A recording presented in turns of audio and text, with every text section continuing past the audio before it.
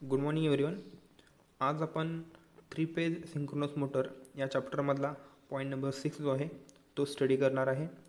तो पॉईंट आहे methods of starting synchronous motor.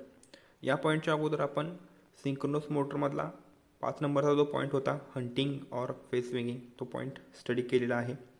आजच्या या पॉईंटमध्ये आपण सिंक्रोनस मोटर स्टार्ट करण्याच्या मेथड जे आहेत त्या मेथड आपण स्टडी करणार आहे. ओके, सो पॉईंट आपण सुरू करूया. The first point, we know that synchronous motor is not self-starting, hence it is necessary to equip the synchronous motor with some form of auxiliary starting device. Okay, म्हणजे आपल्याला माहीत आहे की synchronous motor जी आहे ती सेल्फ स्टार्ट होऊ शकत नाही. त्यामुळं सिंक्रोनस मोटर जर आपल्याला रन करायची असेल तर ते सिंक्रोनस मोटर रन करण्यासाठी आपल्याला एखादा ऑक्झिलरी स्टार्टिंग डिव्हाइसची मदत घ्यावी लागते. ओके, जसं की आपण सिंगल फेज इंडक्शन मोटरमध्ये बघितलेलं, सिंगल फेज इंडक्शन मोटर जी होती ती सेल्फ स्टार्ट होऊ शकत नव्हती. त्यामुळे आपण ती single phase induction motor start करण्यासाठी आपण एक्सटर्नल डिव्हाइसची मदत घेत होतो. तो सिमिलरली सिंक्रोनस मोटर ही पण सेल्फ स्टार्ट होऊ शकत नाही. त्यामुळे आपण ती सुरू करण्यासाठी एक्सटर्नल स्टार्टिंग डिव्हाइसची मदत घेणार आहे. Okay, next point, methods most commonly use for starting synchronous motor are as follows. Okay, so synchronous motor start करण्यासाठी ज्या कॉमनली यूज केलेल्या मेथड्स आहेत त्या खाली मेन्शन केल्या आहेत. त्यामध्ये फर्स्ट असणार आहे starting with the help of some external driving source. म्हणजे तुम्ही एखादा एक्सटर्नल ड्रायव्हिंग सोर्स यूज करून सिंक्रोनस मोटर स्टार्ट करू शकता. सेकंड असणार आहे starting as an induction motor. आणि सिंक्रोनस मोटर जे असणार आहे ते तुम्ही ॲज अ इंडक्शन मोटर म्हणून पण स्टार्ट करू शकता. आता आपल्याला माहिती आहे की इंडक्शन मोटरमध्ये 2 टाईप्स पडतात. स्क्विरल केज इंडक्शन मोटर एक असणार आहे आणि सेकंड असणार आहे slip ring induction motor. So synchronous motor जर आपल्याला ॲज अ इंडक्शन मोटर म्हणून स्टार्ट करायची असेल तर त्याच्यामध्ये आपण ती synchronous motor as a squirrel cage induction motor म्हणून पण स्टार्ट करू शकतो किंवा as a slip ring or wound rotor induction motor म्हणून पण स्टार्ट करू शकतो. तर असे आपण 3 पॉईंट्स बघणार आहे. त्या 3 पॉईंट्समध्ये आपण सिंक्रोनस मोटर स्टार्ट करण्याच्या मेथड्स स्टडी करणार आहे. ओके, सो त्यामध्ये आपण फर्स्ट बघा starting with the help of some external driving source. म्हणजे एखाद्या एक्सटर्नल ड्रायव्हिंग सोर्सच्या मदतीने सिंक्रोनस मोटर स्टार्ट करण्याची method. So first method starting with the help of some external driving source. Okay, so या मेथडमध्ये काय केलं जाणार आहे तर एक एक्सटर्नल डिव्हाइस यूज करून सिंक्रोनस मोटर जे असणार आहे ते मोटर स्टार्ट केली जाणार आहे. ओके, सो त्यामध्ये आपण बघा first point, in this method the synchronous motor is brought to a synchronous speed with the help of some external driving source. Okay, so ह्या मेथडमध्ये काय केलं जाणार आहे तर सिंक्रोनस मोटरला एक एक्सटर्नल डिव्हाइस कनेक्ट केलं जाणार आहे, ड्रायव्हिंग सोर्स कनेक्ट केलं जाणार आहे आणि त्या ड्रायव्हिंग सोर्सच्या मदतीने सिंक्रोनस मोटर जे असणार आहे ती त्याच्या सिंक्रोनस स्पीडच्या जवळपास आणली जाणार आहे किंवा फिरवली जाणार आहे. Okay, next second point, the field of synchronous motor is then excited and the motor is synchronize. Okay, so ज्यावेळेला सिंक्रोनस मोटर ही त्याच्या सिंक्रोनस स्पीडच्या जवळपास फिरायला सुरू करेल त्यावेळेला त्या सिंक्रोनस मोटरला एक्सायटेशन दिलं जाणार आहे. म्हणजे त्या सिंक्रोनस मोटरच्या रोटरला सप्लाय दिला जाणार आहे. सो ज्यावेळी तुम्ही एक्सायटेशन देता सिंक्रोनस मोटरला त्यावेळेला ती सिंक्रोनस मोटर काय करते तर सिंक्रोनस स्पीडनी फिरायला सुरू करते. सो त्याला आपण म्हणणार आहे synchronism. The next, after proper synchronisation the driving source is mechanically decoupled or switched off and the machine then continues to operate as a motor. So ज्यावेळेला सिंक्रोनस मोटर ही सिंक्रोनस स्पीडनी फिरायला सुरू करणार आहे त्यावेळेला त्या सिंक्रोनस मोटरला आपण जो कनेक्ट केलेलं जे एक्सटर्नल डिव्हाइस होतं ते डिव्हाइस आपण सेपरेट करणार आहे मोटरपासून किंवा ते डिव्हाइस आपण स्विच ऑफ करणार आहे. त्यामुळं सिंक्रोनस मोटर जी असणार आहे ती सिंक्रोनस स्पीडनी फिरत राहणार आहे. Okay, the next fourth point, the driving source may be a small induction motor called as pony induction motor. Okay, so driving source म्हणून तुम्ही जे डिव्हाइस यूज करणार आहे किंवा एक्सटर्नल सोर्स म्हणून जे डिव्हाइस तुम्ही यूज करणार आहे ते काय असू शकतं तर एक स्मॉल इंडक्शन मोटर असू शकते, म्हणजे एक पोनी इंडक्शन मोटर असू शकते. ओके, सो याचं मी तुम्हाला वर्किंग थोडं डिटेलमध्ये आणखी एकदा एक्सप्लेन करतो. सो अज्यूम करा की एक सिंक्रोनस मोटर आहे. ही मोटर तुम्हाला स्टार्ट करायची आहे किंवा सिंक्रोनस स्पीडनी रन करायची आहे. सो ही सिंक्रोनस मोटर स्टार्ट करण्यासाठी तुम्ही एक एक्सटर्नल डिव्हाइस यूज करू शकता. आता ते एक्सटर्नल डिव्हाइस काय असू शकतं तर एक स्मॉल इंडक्शन मोटर असू शकते. तर याच्यामध्ये काय केलं जाणार आहे, ही जी सिंक्रोनस मोटर आपल्याला सुरू करायची आहे, ह्या सिंक्रोनस मोटरचा जो शाफ्ट असणार आहे तो शाफ्ट एका लहान इंडक्शन मोटरच्या शाफ्टला कपल केला जाणार आहे. ओके, ते दोन्ही शाफ्ट असणार आहेत, सिंक्रोनस मोटरचा शाफ्ट आणि लहान इंडक्शन मोटरचा शाफ्ट, हे दोन्ही एकमेकांना कनेक्ट केले जाणार आहेत. कनेक्ट केल्यानंतर काय केलं जाणार आहे, तर ह्या लहान इंडक्शन मोटरला सप्लाय दिला जाणार आहे. 3 फेज सप्लाय दिला जाईल. इंडक्शन मोटरला सप्लाय दिल्यावरती इंडक्शन मोटर जी असणार आहे ती रन करायला सुरू करणार आहे. सो इंडक्शन मोटर रन करायला सुरू झाली की त्याच्याबरोबर सिंक्रोनस मोटर जी असणार आहे ती पण फिरायला सुरू करणार आहे. ओके, तर आता सिंक्रोनस मोटर पण फिरायला सुरू होणार आहे. सो आपण काय करणार, सप्लाय अप्लाय केल्यानंतर इंडक्शन मोटरचे स्पीड असणार आहे ते स्पीड पण वाढत जाणार आहे, त्यामुळे सिंक्रोनस मोटरचं स्पीड पण वाढत जाणार आहे. सो तुम्ही असं अज्यूम करा की ह्या सिंक्रोनस मोटरचं जे स्पीड आहे ते 1500 RPM आहे, म्हणजे सिंक्रोनस स्पीड 1500 RPM आहे. ओके, सो ज्यावेळेला तुम्ही इंडक्शन मोटरला सप्लाय देत आहे त्यामुळे इंडक्शन मोटर फिरणार आहे आणि त्याचबरोबर सिंक्रोनस मोटर पण फिरणार आहे. पण इंडक्शन मोटर जी असते ती सिंक्रोनस स्पीडला फिरू शकत नाही, बरोबर आहे. त्यामुळं सिंक्रोनस मोटर जी असणार आहे ती पण सिंक्रोनस स्पीडला फिरू शकणार नाही. सो ह्या सिंक्रोनस मोटरचं हे मॅक्झिमम स्पीड किती असू शकतं, तर ते मॅक्झिमम स्पीड हे 1490 ते 1495 RPM पर्यंत जाऊ शकतं. ओके, कारण इंडक्शन मोटरला आपण सिंक्रोनस मोटर कनेक्ट केली आहे. सो ज्या स्पीडनी इंडक्शन मोटर फिरणार आहे त्याच स्पीडनी सिंक्रोनस मोटर पण फिरणार आहे. ओके, सो इंडक्शन मोटर ही कधीही सिंक्रोनस स्पीडला फिरू शकत नाही, त्यामुळे सिंक्रोनस मोटर पण सिंक्रोनस स्पीडला फिरण्याचे चान्सेस खूप कमी असणार आहेत. ओके, त्यामुळे काय असणार, तुम्ही इंडक्शन मोटर ज्या स्पीडनी फिरवणार आहात त्या स्पीडनी सिंक्रोनस मोटर फिरणार. स्वतः अज्यूम करा की सिंक्रोनस स्पीड 1500 RPM आहे आणि इंडक्शन मोटर जी आहे ती 1490 RPMनी फिरते. त्यामुळे काय असणार आहे, ही सिंक्रोनस मोटर पण 1490 RPMनीच फिरणार आहे, कारण ते दोघं एकमेकांना कपल केलेले आहे, बरोबर आहे. ओके, सो आता सिंक्रोनस मोटर 1490 RPMनी फिरायला सुरू झाली की काय केलं जाणार आहे, तर या सिंक्रोनस मोटरला एक्सायटेशन दिलं जाणार आहे. म्हणजे सिंक्रोनस मोटरचं जे रोटर वाइंडिंग आहे त्या रोटर वाइंडिंगला सप्लाय दिला जाणार आहे. सो त्याला आपण म्हणतो एक्सायटेशन.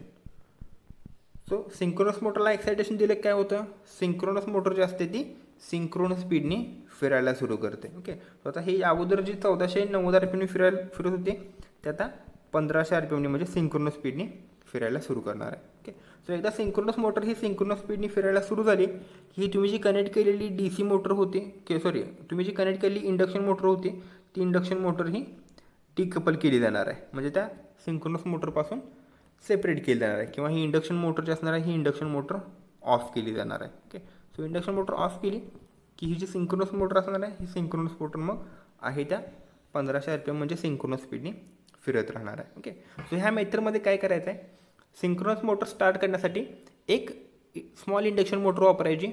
त्या स्मॉल इंडक्शन मोटरच्या मदतीने सिंक्रोनस मोटर फिरवायला सुरू करायची.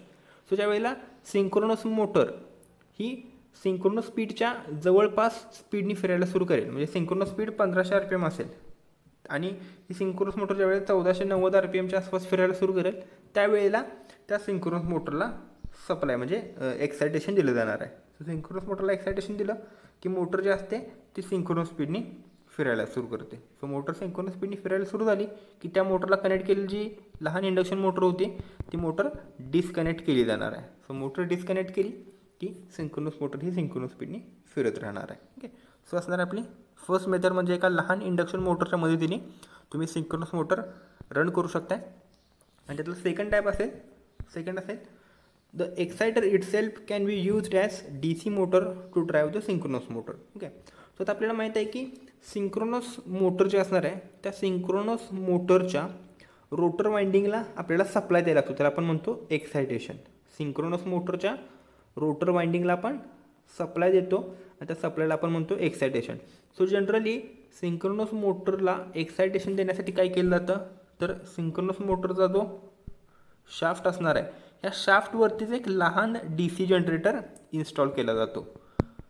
लहान DC जनरेटर इन्स्टॉल केलं जाणार आहे आणि ह्या DC जनरेटरकडून जी एनर्जी जनरेट होणार आहे ती एनर्जी आपण रोटरवरती जे वाइंडिंग असणार आहे त्या वाइंडिंगला आपण देणार आहे. ओके, सो असं अज्यूम करा की हा रोटरचा कोर आहे, ह्या रोटरवरती मी जे रेड कलरने दाखवतो आहे हे त्या रोटरवरचा वाइंडिंग आहे. सो रोटरवरच्या वाइंडिंगला सप्लाय देण्यासाठी त्याच रोटरवरती पुढं एक DC जनरेटर इन्स्टॉल केलेलं आहे. सो ज्यावेळेला तुम्ही मोटर फिरवता त्यावेळेला ही जी मशीन असणार आहे म्हणजे हा जो DC जनरेटर असणार आहे तो रोटेट होणार आहे, तो एनर्जी जनरेट करणार आहे. सो ती एनर्जी आपण रोटरच्या वाइंडिंगला देणार आहे. सो त्याला आपण एक्सायटेशन असं म्हणतो.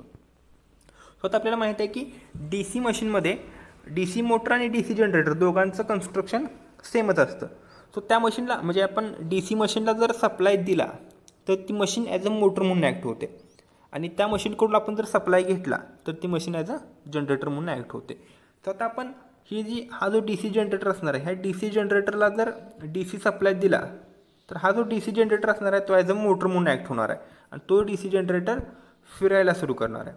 सो DC जनरेटर फिरायला सुरू झाला की तो जनरेटर शाफ्टवरती माउंट केला आहे, त्यामुळं शाफ्ट पण फिरायला सुरू करणार आहे. म्हणजेच काय, तर त्या सिंक्रोनस मोटरमधला रोटर जो असणार आहे तो पण फिरायला सुरू करणार आहे. ओके.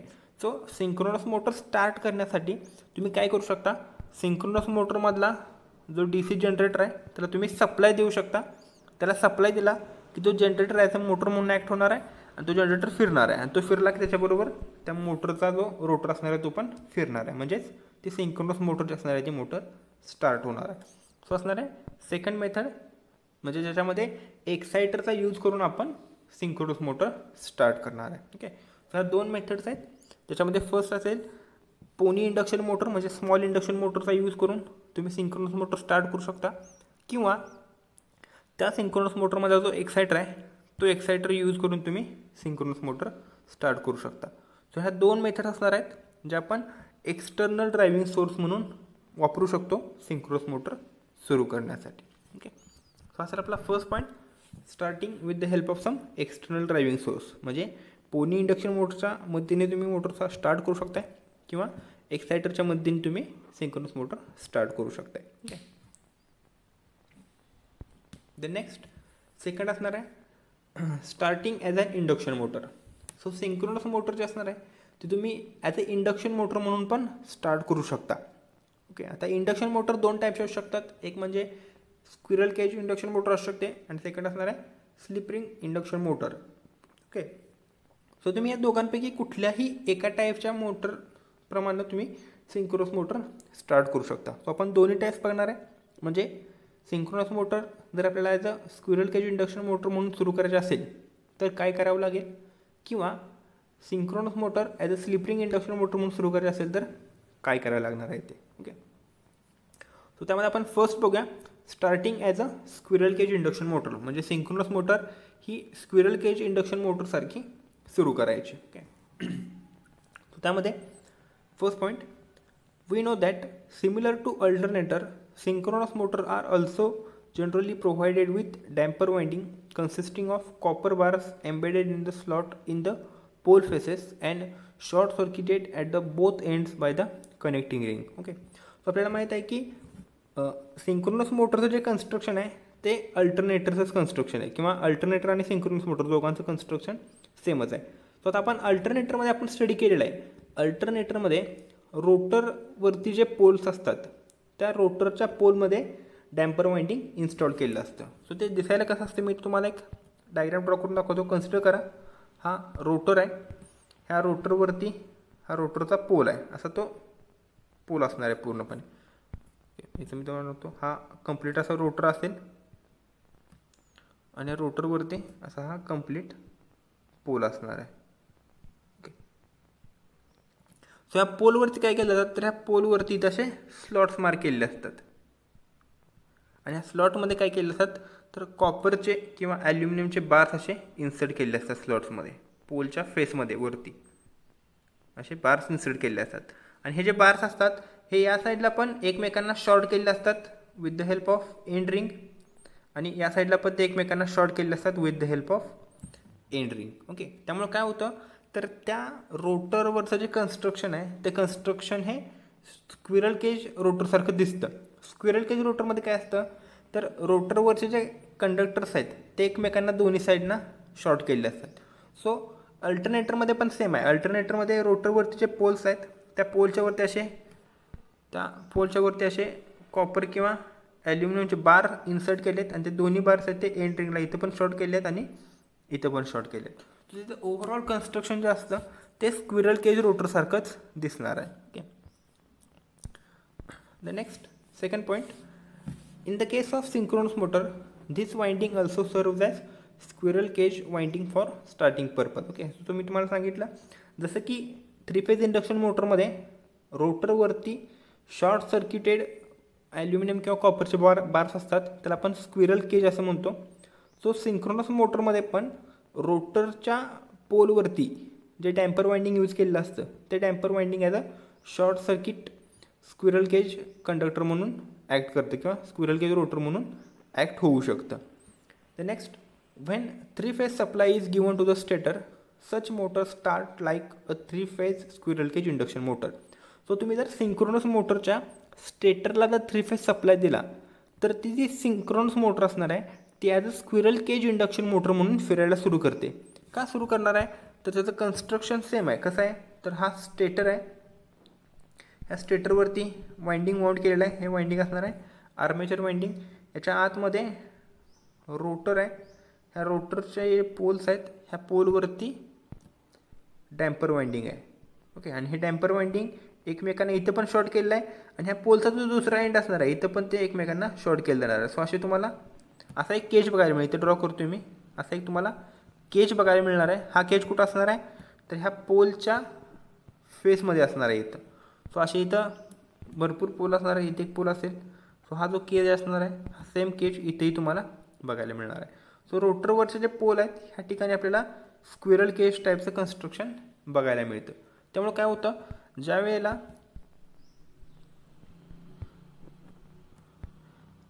तुम्ही आर्मेचर वाइंडिंगला म्हणजे स्टेटर वाइंडिंगला सप्लाय देता त्यावेळेला हे stator winding magnetic field produce करतं. ते मॅग्नेटिक फील्ड जे असणार आहे ते रोटरचे जे कंडक्टर असणार आहेत किंवा रोटरवरचं जे डॅम्पर वाइंडिंग आहे तुम्ही दाखवलेलं आहे डॅम्पर वाइंडिंग आहे, या डॅम्पर वाइंडिंगला जाऊन लिंक होणार आहे. त्यामध्ये EMF इंड्यूस होणार, त्यामधून करंट फ्लो व्हायला सुरू होणार. त्यामुळे काय होणार आहेत, हे जे रोटरवरचं जे डॅम्पर वाइंडिंग आहे ते त्या रोटेटिंग मॅग्नेटिक फील्डच्या डायरेक्शनमध्ये फिरायला सुरू करणार आहे. ओके, सो म्हणजेच काय, तर तुम्ही सिंक्रोनस मोटरच्या स्टेटरला जर 3 फेज सप्लाय दिला तर ती सिंक्रोनस मोटर ही as a squirrel cage induction motor म्हणून फिरायला सुरू करते किंवा ऑपरेट करायला सुरू करते. सो त्या दोघांचं वर्किंग सेमच असणार आहे. ओके, सो त्यामुळं काय होणार आहे, नेक्स्ट पॉईंट, त्यामुळे काय होणार आहे, as the motor reaches near about synchronous speed its field winding is excited and the motor then pulls in to synchronism. Okay, so तुम्ही सिंक्रोनस मोटरच्या स्टेटरला 3 फेज सप्लाय द्यायचा आहे. 3 फेज सप्लाय दिल्यानंतर ती जी सिंक्रोनस मोटर असणार आहे त्याचं स्क्विरल केज इंडक्शन मोटर म्हणून सुरू होणार आहे, कारण त्या दोघांचं वर्किंग सेमच राहणार आहे. सो ती मोटर फिरायला सुरू केली आणि त्या मोटरचं स्पीड हे सिंक्रोनस स्पीडच्या जवळपास आलं की काय केलं जाणार आहे, मग त्या सिंक्रोनस मोटरच्या रोटरला सप्लाय दिला जाणार आहे, म्हणजे एक्सायटेशन दिलं जाणार आहे. सो ज्यावेळेला रोटरला एक्सायटेशन मिळतं त्यावेळेला तो जो रोटर असतो तो सिंक्रोनस स्पीडने फिरायला सुरू करणार आहे. ओके, म्हणजेच काय, तर ती जी मोटर असणार आहे ती आता सिंक्रोनिझममध्ये येणार आहे. सो मगाशी आपण जसं बघितलं सेम वर्किंग आहे, फक्त तुम्हाला काय करायचं आहे, तर सिंक्रोनस मोटरच्या स्टेटरला 3 फेज सप्लाय द्यायचा. इथे मी ड्रॉ करून दाखवतो आणखी एकदा म्हणजे लक्षात राहील. हा स्टेटर आहे, स्टेटरवरती वाइंडिंग आहे, आतमध्ये रोटर असेल, इथे रोटरवरती डॅम्पर वाइंडिंग आहे असं कन्सिडर करा. सो तुम्ही ज्यावेळेला 3 फेज सप्लाय देणार आहे त्यावेळेला हा 3 फेज सप्लाय मिळाल्यामुळं हा जो रोटर असणार आहे तो रोटर रोटेट करायला सुरू करणार आहे.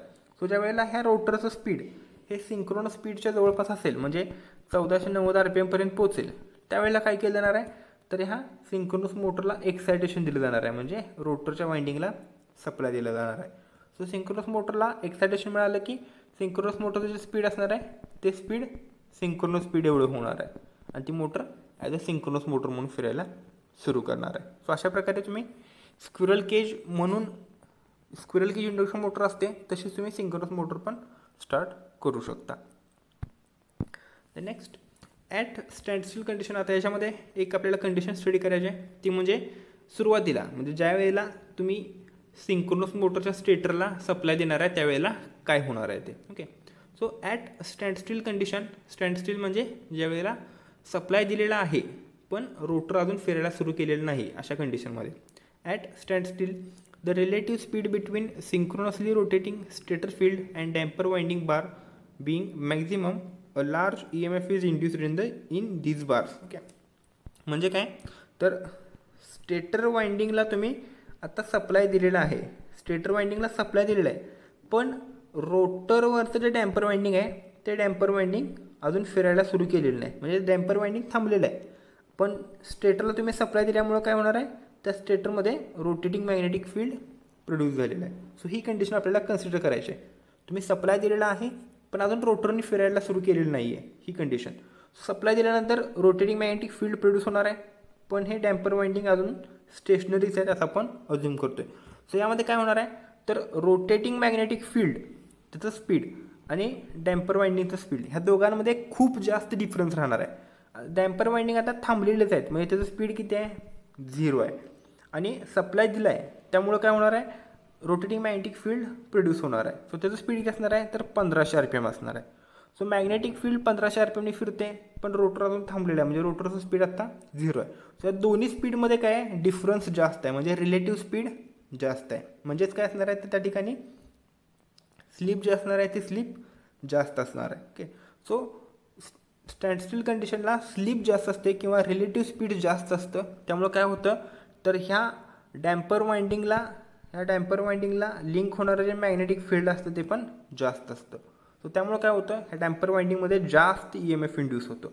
सो स्टँडस्टिल कंडिशनला रिलेटिव्ह स्पीड जास्त आहे, म्हणजेच स्लिप जी आहे ती जास्त आहे. त्यामुळं काय झालं, तर त्या रोटर वाइंडिंगमध्ये जास्त EMF इंड्यूस झाला. आता रोटर वाइंडिंगमध्ये जास्त EMF इंड्यूस झाल्यामुळे काय होणार आहे, रोटर वाइंडिंगमधून जास्त करंट फ्लो व्हायला सुरू होणार आहे. तो आता रोटर वाइंडिंगमधून जर जास्त करंट फ्लो व्हायला सुरू झाला तर मोटर काय करते, सप्लायकडून जास्त करंट ड्रॉ करते. ओके, सो ह्याचं मिनिंग काय असणार आहे, तर सिंक्रोनस मोटर तुम्ही as a induction squirrel cage induction motor म्हणून सुरू केली तर ती जी मोटर असते ती स्टार्टिंग पिरियडमध्ये जास्त करंट ड्रॉ करते. त्या मोटरचा स्टार्टिंग करंट जास्त असतो. का जास्त असणार आहे, कारण स्टँडस्टिल कंडिशनला रिलेटिव्ह स्पीड म्हणजे रोटरचं स्पीड आणि रोटेटिंग मॅग्नेटिक फील्डचं स्पीड ह्या दोघांमधला डिफरन्स जास्त असतो. त्यामुळं रोटरमध्ये जास्त EMF इंड्यूस होतो आणि रोटरमधून जास्त करंट फ्लो करतो किंवा फ्लो व्हायला सुरू होणार आहे. सो रोटरमध्ये जर करंट जास्त फ्लो होत असेल तर सप्लायकडून पण जास्त करंट ड्रॉ केलं जाणार आहे. ओके, सो स्टार्टिंग पिरियडमध्ये ती मोटर जास्त करंट ड्रॉ करणार आहे. सो आता आपल्याला स्टार्टिंग पिरियडमधला करंट जर कमी ठेवायचा असेल तर काय केलं जातं, तर ह्या मोटरला जे जाणारं जो व्होल्टेज असणार आहे ते व्होल्टेज कमी केलं जाणार आहे. सो आपण बघितलेलं आहे, इंडक्शन मोटर सुरू करण्यासाठी आपण काय करतो, तर रेड्युस्ड व्होल्टेज अप्लाय करतो. सो सिमिलरली ह्या केसमध्ये पण synchronous motor as a induction motor सुरू करायचे असेल तर आपण त्या सिंक्रोनस मोटरला सुरुवातीला कमी व्होल्टेज अप्लाय करणार आहे. का, कारण ती सिंक्रोनस मोटर जास्त करंट ड्रॉ करू शकते. त्यामुळे synchronous motor as a squirrel cage induction motor म्हणून सुरू करायचे असेल तर त्या मोटरला स्टार्ट करताना रिड्युस्ड व्होल्टेज द्यायचं आहे. आणि रिड्यूस व्होल्टेज तुम्ही कशाच्या मदतीने देऊ शकता, तर तुम्ही स्टार डेल्टा स्टार्टर वापरून रिड्यूस व्होल्टेज अप्लाय करू शकता किंवा ऑटो ट्रान्सफॉर्मर स्टार्टर वापरून तुम्ही त्या मोटरचं व्होल्टेज रिड्यूस करू शकता. आणि मोटरचं व्होल्टेज रिड्यूस झालं की मोटरचा स्टार्टिंग करंट असणार आहे तो पण कमी केला जाणार आहे किंवा लिमिटमध्ये ठेवला जाणार आहे. ओके, सो तोच पॉईंट आपल्याला स्टडी करायचा आहे. आता तुम्हाला आणखी एकदा सांगतो, at standstill condition relative speed is very large, म्हणजे रिलेटिव्ह स्पीड म्हणजे रोटेटिंग मॅग्नेटिक फील्ड आणि रोटर या दोघांमधलं जे स्पीड आहे त्यातला डिफरन्स जास्त असतो. त्यामुळे रोटरमध्ये जास्त EMF इंड्यूस होतो आणि रोटरमधून जास्त करंट फ्लो होतो. आता रोटरमधून जास्त करंट फ्लो झाला की स्टेटर जो असणार आहे तो सप्लायकडून जास्त करंट घेणार आहे. Okay, so for limiting this starting current drawn by the motor it may be started initially on the reduce voltage. So motor सुरुवातीच्या पिरियडमध्ये जर जास्त करंट घ्यायला लागली तर ती जी मोटर असणार आहे ती सुरू करत असताना कमी व्होल्टेज अप्लाय केलं जाणार आहे. Okay okay with the help of star delta or and auto transformer starter. Okay, so त्या मोटरच्या अगोदर तुम्ही स्टार डेल्टा स्टार्टर वापरू शकता किंवा ऑटो ट्रान्सफॉर्मर स्टार्टर वापरू शकता. ह्या दोन स्टार्टरमुळे काय होणार आहे, मोटरला मिळणारं व्होल्टेज असणार आहे ते कमी मिळणार आहे आणि त्यामुळे मोटरचा स्टार्टिंग करंट हा लिमिट केला जाणार आहे, कमी केला जाणार आहे. Okay, so below figure shows method of starting synchronous motor on reduced voltage using auto transformer. So auto transformer स्टार्टरचा यूज करून तुम्ही synchronous motor as a squirrel cage induction motor कशी सुरू करू शकता त्याची डायग्राम इथे पुढं दिलेली आहे. तर डायग्राममध्ये तुम्ही बघू शकताय हे जे असणार आहे हे असणार आहे त्या सिंक्रोनस मोटरचं स्टेटर वाइंडिंग, हे असणार आहे त्या सिंक्रोनस मोटरचं रोटर वाइंडिंग, ह्या रोटर वाइंडिंगला आपण सप्लाय देतो म्हणजे एक्सायटेशन देतो आहे.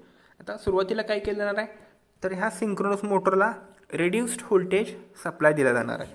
सो आपला जो 3 फेज सप्लाय असणार आहे तो 3 फेज सप्लाय आपण पहिल्यांदा ऑटो ट्रान्सफॉर्मरला देणार आणि नंतर ऑटो ट्रान्सफॉर्मरकडून स्टेटरच्या वाइंडिंगला देणार आहे. सो सुरुवातीला ऑटो ट्रान्सफॉर्मरच्या मदतीने आपण काय करतो आहे, रेड्यूस कमी असलेलं व्होल्टेज जे आहे ते स्टेटर वाइंडिंगला देतो आहे. त्यामुळे स्टेटर वाइंडिंग काय करते, कमी करंट ड्रॉ करणार आहे. तो ज्यावेळेला कमी करंट ड्रॉ केला जाईल त्यावेळेला तो जो रोटर असणार आहे तो रोटर जो असेल तो हळूहळू फिरायला सुरू करेल. ज्या वेळेला ह्या रोटरचं स्पीड हे सिंक्रोनस स्पीडच्या जवळपास जाईल त्यावेळेला काय केलं जाणार आहे, तर हा डीसी सप्लाय असणार आहे, हा डीसी सप्लाय ऑन केला जाणार आहे. सो डीसी सप्लाय ऑन केला की जी मोटर असते ती परत ना सिंक्रोनिझममध्ये पुल केली जाणार आहे आणि सिंक्रोनस स्पीडने फिरायला सुरू केली जाणार आहे. सो एवढंच त्याचं वर्किंग आहे. तुम्ही जो 3 फेज सप्लाय देताय तो ऑटो ट्रान्सफॉर्मरला द्यायचा. ऑटो ट्रान्सफॉर्मर त्या सप्लाय व्होल्टेजची मॅग्निट्यूड कमी करेल आणि ते रेड्यूस झालेलं व्होल्टेज स्टेटर वाइंडिंगला द्यायचा. स्टेटर वाइंडिंगला रेड्यूस व्होल्टेज मिळालं की त्या मोटरमधला जो रोटर आहे तो हळूहळू फिरायला सुरू करणार आहे. सो हळूहळू फिरायला सुरू केल्यानंतर तो मोटर काय करेल, थोड्या वेळानंतर त्याच्या सिंक्रोनस स्पीडच्या जवळपास स्पीडने फिरायला सुरू करेल. फॉर एक्झाम्पल 1500 जर सिंक्रोनस स्पीड असेल आणि रोटर जर 1490 RPMच्या आसपास फिरायला सुरू केला, म्हणजे फिरायला सुरुवात झाली की काय केलं जाणार आहे, तर रोटरला जो सप्लाय दिला जातो आहे तो सप्लाय ऑन केला जाणार आहे, म्हणजे रोटरला एक्सायटेशन दिलं जाणार आहे. सो रोटरला एक्सायटेशन दिलं की जो रोटर 1490ने फिरत होता तो एक्सायटेशन मिळाल्यामुळे आता 1500 RPMने फिरायला सुरू करणार आहे, म्हणजेच ती मोटर जी असणार आहे ती सिंक्रोनस स्पीडने फिरायला सुरू होणार आहे. सो अशा प्रकारे आपण आपली सिंक्रोनस मोटर जी असणार आहे ती as a squirrel cage induction motor म्हणून पण सुरू करू शकतो. ओके, सो असेल आपला सेकंड पॉईंट, ज्याच्यामध्ये आपण सिंक्रोनस मोटर ही as a squirrel cage induction motor म्हणून सुरू करणार आहे. फक्त त्याच्यामध्ये काय करायचं आहे, तर सिंक्रोनस मोटरच्या स्टेटरला 3 फेज सप्लाय द्यायचा, पण सप्लाय देत असताना त्या ठिकाणी रेड्युस्ड व्होल्टेज सप्लाय द्यायचा. रेड्युस्ड व्होल्टेज का, कारण सिंक्रोनस मोटर स्टार्टिंग पिरियडमध्ये जास्त करंट ड्रॉ करते. त्यामुळे तुम्ही जर स्टेटरला सप्लाय देत आहे त्याचं व्होल्टेज जर कमी ठेवलं तर ती जी मोटर असणार आहे ती पण स्टार्टिंग करंट कमी ड्रॉ करणार आहे. सो सप्लाय दिल्यानंतर मोटरचा रोटर हळूहळू फिरायला सुरू करेल. ज्यावेळेला तो मोटरचा रोटर हा सिंक्रोनस स्पीडच्या जवळपास फिरायला सुरू होईल त्यावेळेला त्या मोटरला एक्सायटेशन दिलं जाणार आहे, म्हणजे रोटरला सप्लाय दिला जाणार आहे. सो रोटरला सप्लाय मिळाला की तो रोटर सिंक्रोनिझममध्ये पुल केला जाणार आहे, म्हणजे ओढला जाणार आहे, म्हणजेच तो रोटर 1500 RPMने सिंक्रोनस स्पीडने फिरायला सुरू होणार आहे. सो अशा प्रकारे इंडक्शन मोटर जी असणार आहे ती सिंक्रोनस मोटर जी असणार आहे ती सुरू होणार आहे. Okay, thank you.